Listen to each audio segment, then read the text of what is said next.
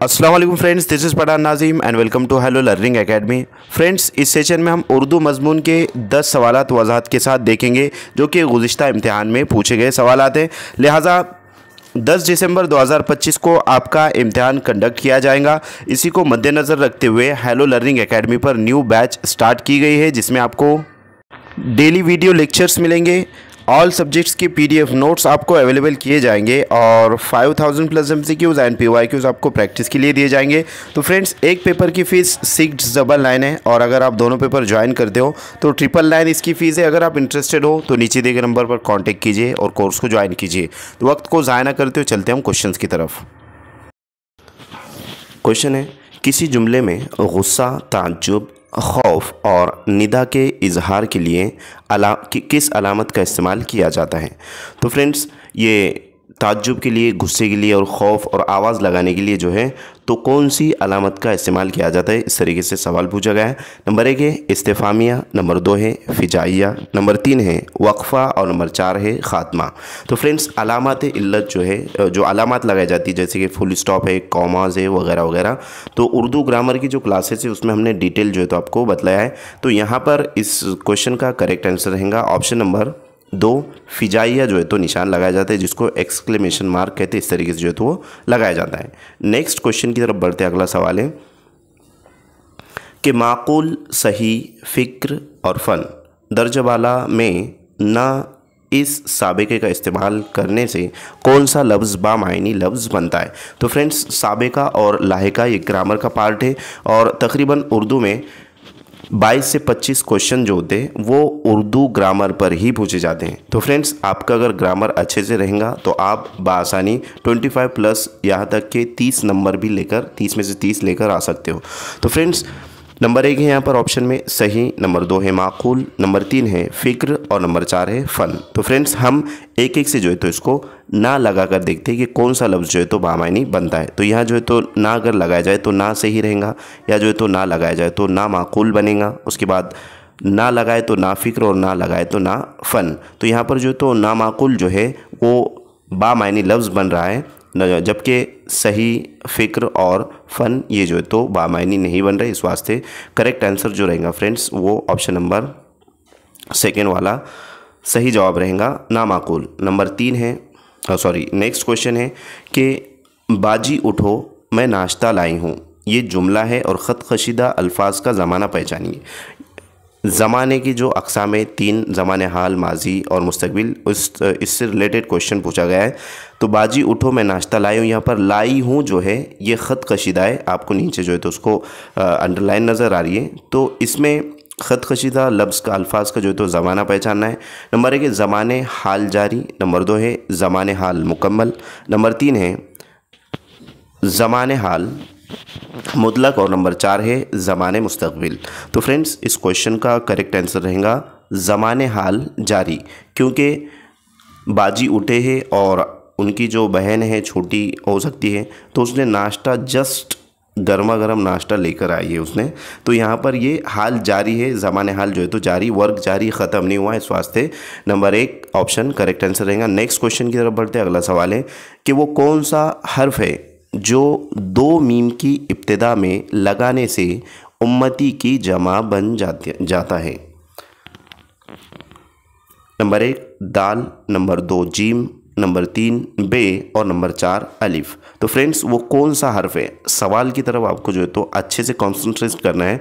अगर आपको सवाल एक मर्तबा में अगर एक बार पढ़ने से नहीं समझ में आ रहा है तो आपको दोबारा सवाल को पढ़ लेना चाहिए, क्योंकि सवाल में ही जवाब छुपा हुआ होता है कि वो कौन सा हर्फ है जो 2 मीम की इब्तिदा में, अब ये फॉर एग्ज़ाम्पल ये 2 मीम है, मीम और मीम, ठीक है। अब 2 मीम की इब्तिदा में कौन सा जो है तो हर्फ लगाया जाए जिसकी वजह से उम्मती की जमा बन जाता है?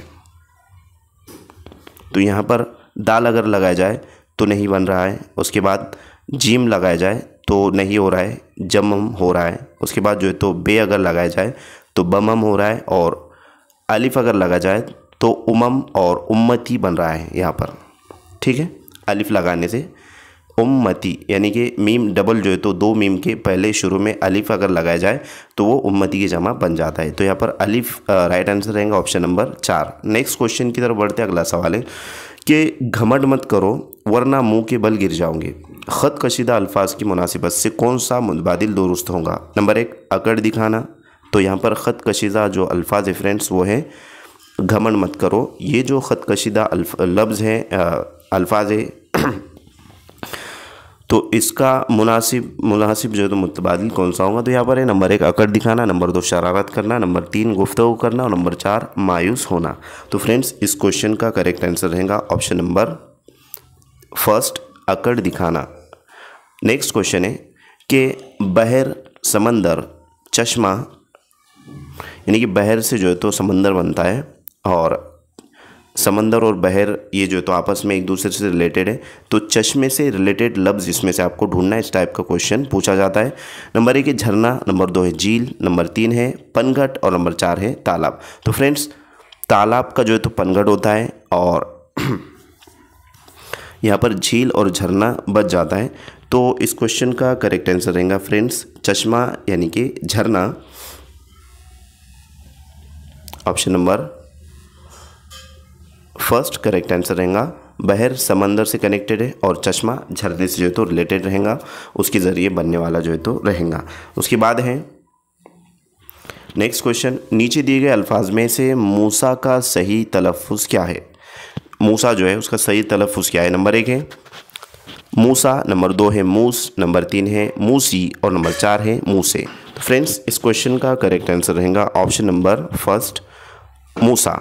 तलफ़ुज़ यानी कि प्रोनाउंसिएशन पूछा गया है तो यहाँ पर मूसा का जो है तो तलफ़ुज़ इस तरीके से रहेगा, लेकिन उसकी तहरीरी शक्ल जो है फ्रेंड्स वो इस तरीके से जो है तो उसको लिखा जाता है तहरीर में और तलफ़ुज़ में जो है तो उसको मूसा पढ़ा जाता है। नेक्स्ट क्वेश्चन है कि मेरा और तेरा इनमें क्या मुश्तरक है? मेरा और तेरा इनमें जो है तो मुश्तरक क्या है, फ़र्क क्या है? तो फ्रेंड्स नंबर 1 है दोनों ज़मीर शख्सी हैं, नंबर 2 है दोनों ज़मीर इजाफ़ी है, नंबर 3 है दोनों ज़मीर इशारा है और नंबर 4 है दोनों ज़मीर मकानी है। मेरा और तेरा इनमें क्या फ़र्क है ये पूछा गया है।